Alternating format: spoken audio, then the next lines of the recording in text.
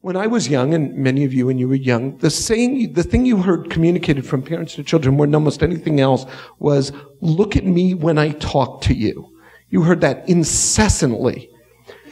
I have not heard it in the past couple of years in grocery stores and restaurants anywhere, because the notion that looking at someone as being an important part of social interaction has declined.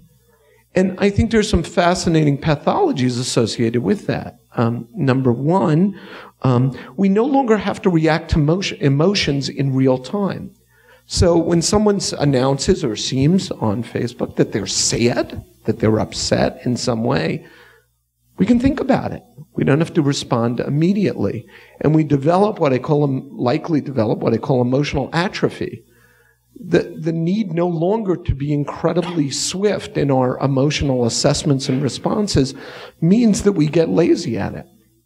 Another aspect is that because faces and voices are the most descriptive forms of emotion, we actually don't learn to be as good as them. We're doing research now which suggests, right now it's only suggested, we are gathering a lot more data, that in fact people who are heavy online media users are less able to assess emotions successfully.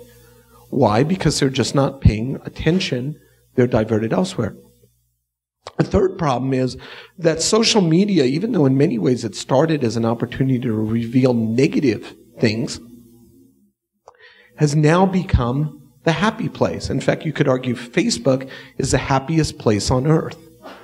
Almost all defeating Disneyland, so that was a pretty good accomplishment. Increasingly, the vast majority of comments are now positive rather than negative. Positive comments get liked more, which means it gets circulated more, which then tells you that it's a happy world. The photos on Facebook are almost all happy. And so when you look at a world in which everybody's writing happy things about themselves, everyone's smiling and happy, you don't learn negative emotions. Now, why is that important? Because it turns out negative emotions are the really complicated ones. Positive emotions are easy. In the first line of Anna Karenina starts, all happy families are alike, and all unhappy families are different in different ways.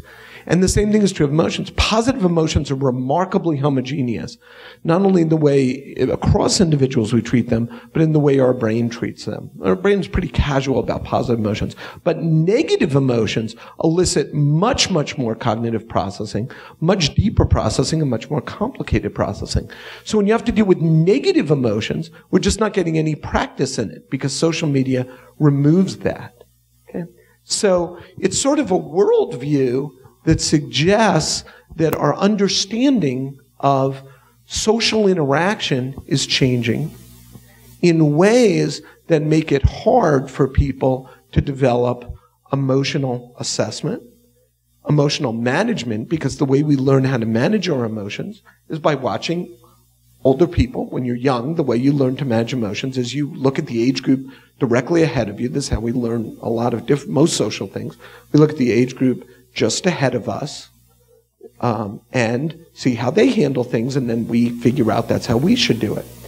But if we're not paying attention, if we, for example, when we're interacting with others, we're looking down at our phones or such, we're distracted in various and sundry ways, we're not learning those types of skills.